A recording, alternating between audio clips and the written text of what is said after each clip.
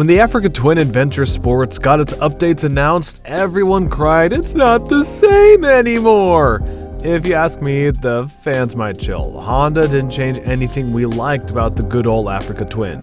It still weighs a ton, has the same laggy screen, the cruise control is under your right hand, a mess of the other buttons are under the left, the windscreen still doesn't work, the speedo is still lying, so don't worry, everything is as is before. Or are you talking about the 19-inch wheel and the shortened suspension? To be honest, I don't know why they put a 21-inch before. What condition might show you a 2-inch difference on a 250 kilos or 550-pound bike? If the difference would be so big, I believe enduro champions would ride on a 26-inch bicycle wheel to get additional advantage. It just doesn't work like that. There's not much to discuss about the wheels because Honda didn't hit the mark here. The front is slightly narrower than the touring standard, and the rear wheel remains at 18 inches with the same width as before. There are almost no top quality pavement tires available for 18-inch wheels. Sport touring models are just not present at all, while being the best tire class for asphalt touring.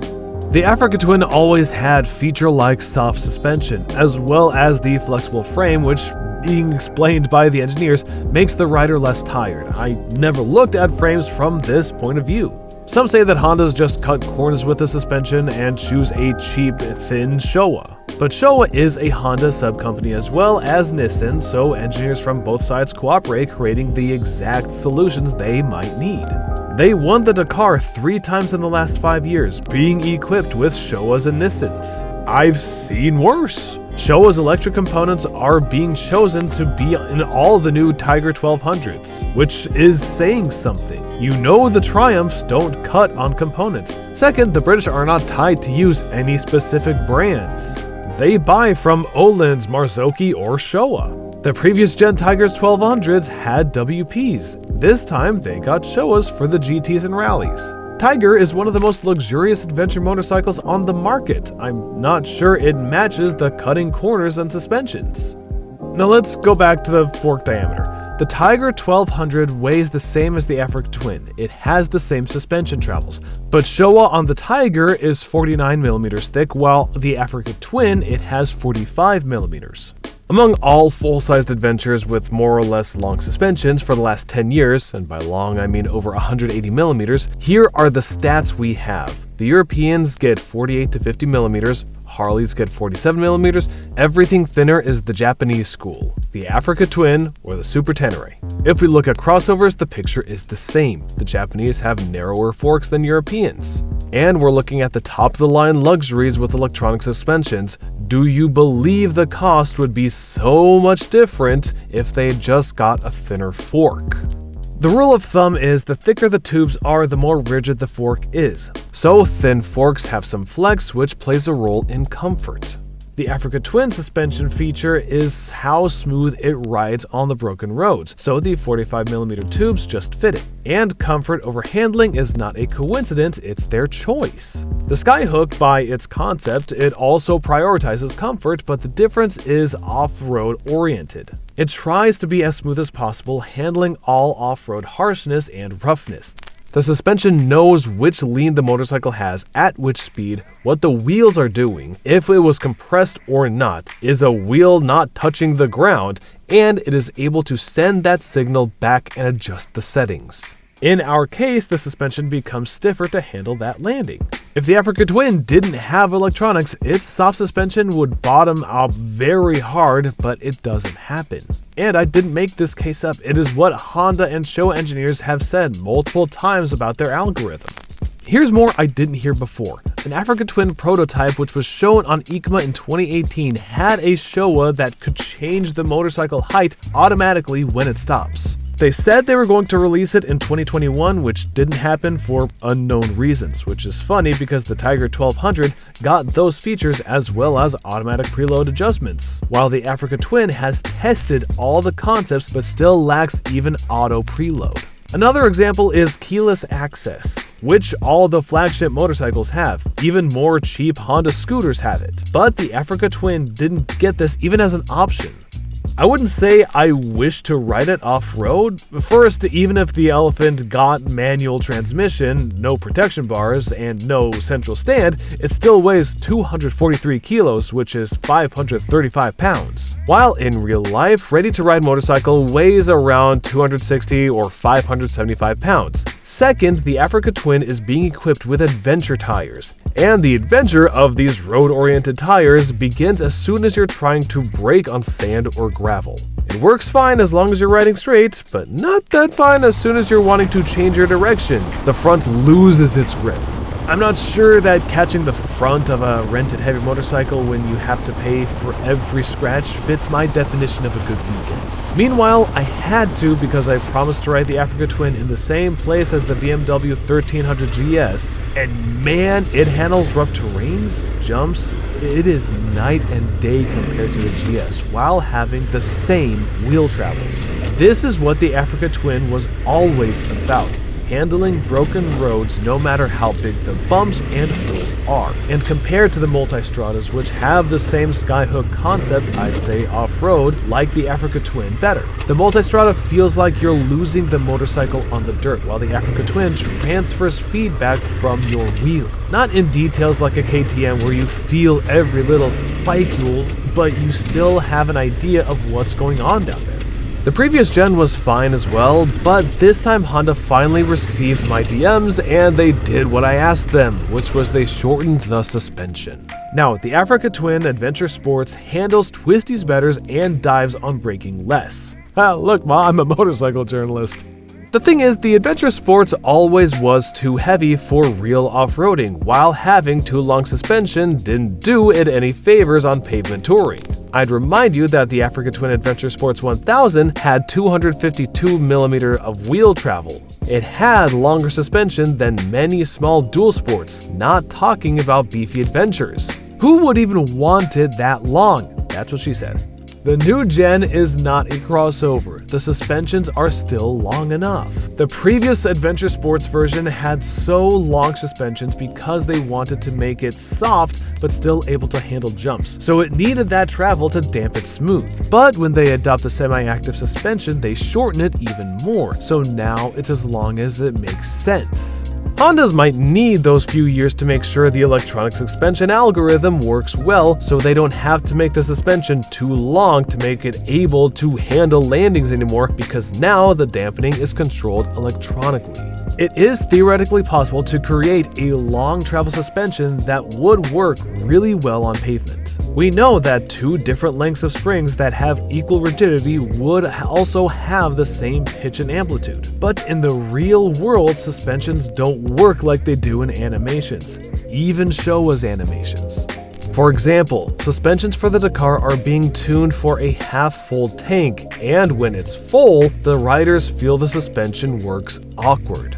And we're talking about the best suspension in the world, which costs as a whole motorcycle, and it's fine-tuned after long research, and as often as the rally stages might require, where it usually has its narrow range conditions. While serial motorcycles have more simple suspensions that might have to operate in wider conditions, coverings, and speeds, considering that most users won't even bother to tune anything for their type of riding. As a result, most long suspensions are either too harsh or wiggle too much. So it doesn't matter how many long suspensions I tried and how long I tried to tune them, they just cannot match shorter ones on pavement because the longer ones are designed to handle too wide a range of conditions.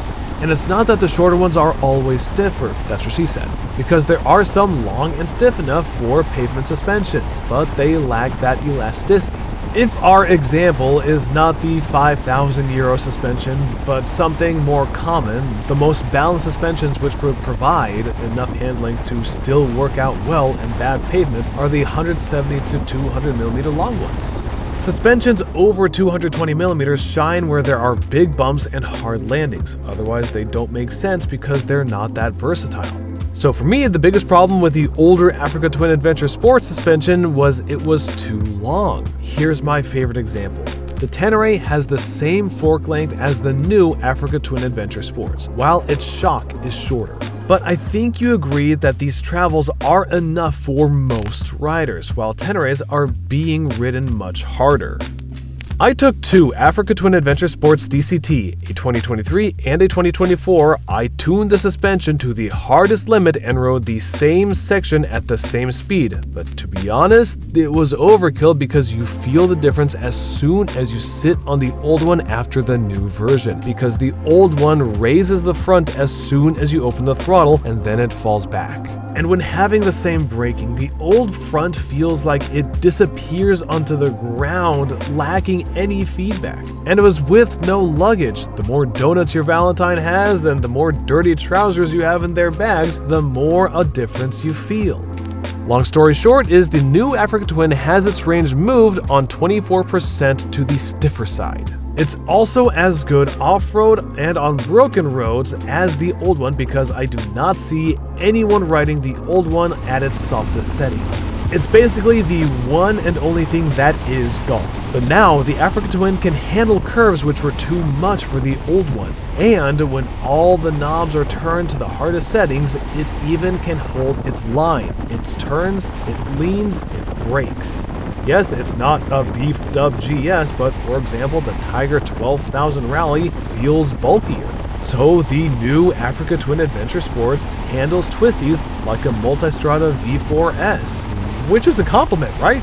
But it's only the Adventure Sports version. The basic one is the same bulky, long-traveled cow as before. Also, there are two things worth mentioning about the basic non-AS version.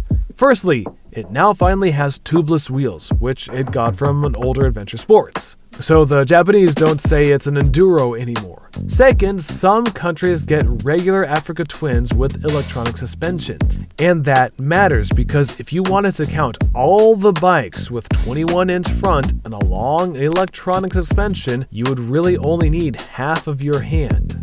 It was only Africa Twin Adventure Sports and Tiger 1200 Rally, the two elephants in the room. Now we get to the regular Africa Twin, which is basically the only motorcycle that handles real off-road while being equipped with electronic suspension in the world. Yes, it is still heavy, but it's also weight balanced. The 1000 was 49/51 front-rear balanced, with the 1100 being 50/50, both the DCT and the manual versions.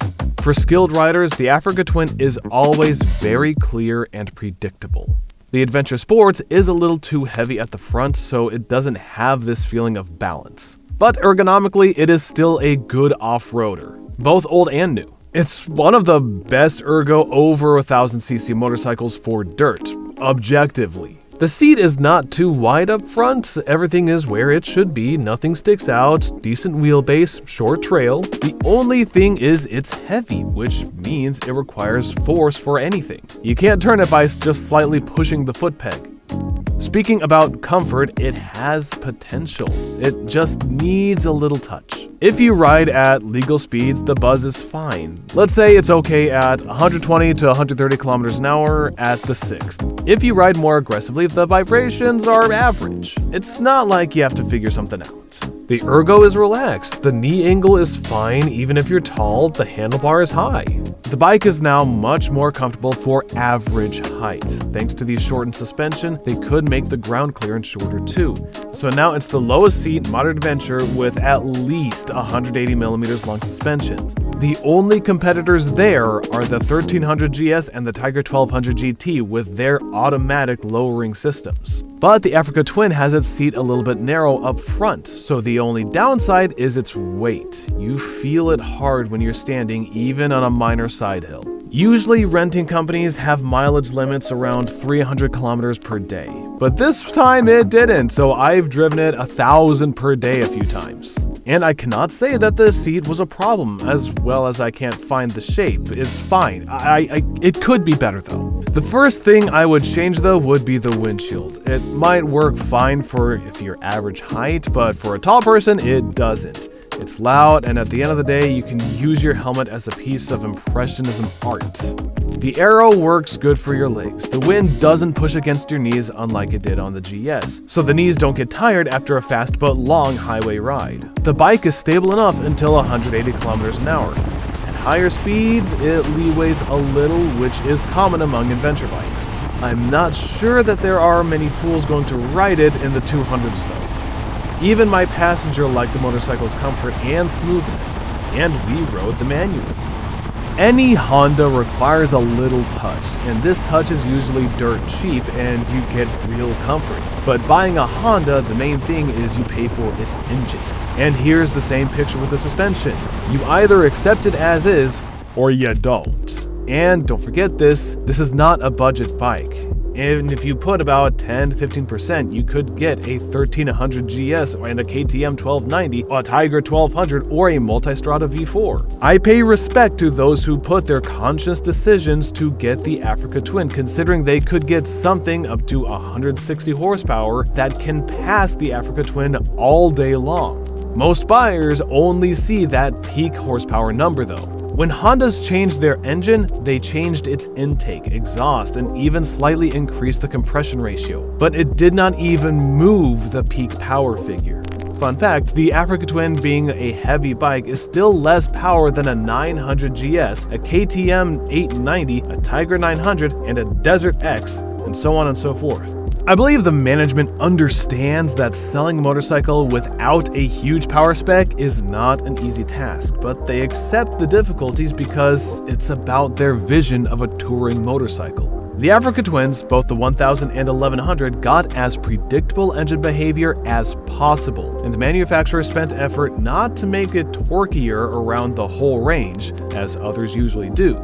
But they're not the others. They made the peak torque revs even lower and made the motor even smoother. So it's just a straight line from the low revs up to the limiter. So please don't look at only the peak power figure. A KTM 890 or a Desert X might look like they have more power, but they lack that bottom end torque. Riding the Honda, you appreciate how predictable that engine is and how well the gearbox fits it. That much, so after it makes other bikes feel broken. It is not a beast engine like the KTM 1290 or Multistrada V4, and you feel it when you have a passenger and luggage, but the torque is comfortable and it's always enough. The Adventure Sports version, in my opinion, should have the DCT. These 10 kilos don't make the Elephant that much heavier, and you can't feel the weight difference compared to the manual, unless you're going to jump the bike over logs. Also, consider they created a dedicated off-road mode, especially for the Africa Twin, which works very well. Combined with the pacing that a motorcycle prefers, the DCT works fine, especially when riding 2-up. It shifts smoother than the manual. But yes, there are only a few hundreds of thousands DCT motorcycles sold in the last 15 years, so the technology might still be unrefined. Let's wait some more, okay? So where do those 0 to 60 numbers come from? The clutch just drops on a revved up engine and here we go. We might need some new methodology which starts counting from just idling and looking at the mirrors, and here we let the low rev torque shine. The hard bottom end and the DCT combined push the Africa Twin to the 100 kilometers an hour faster than any motorcycle with the manual if we're talking about regular street conditions, when the other guy is not waiting for the green light on the first and revving the engine to the limiter.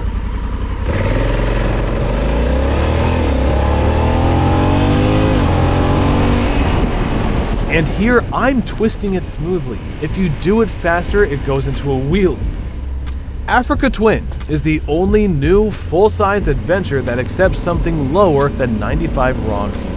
While I live in Europe, most of my viewers are still in the US, so I have to explain that term new motorcycle means.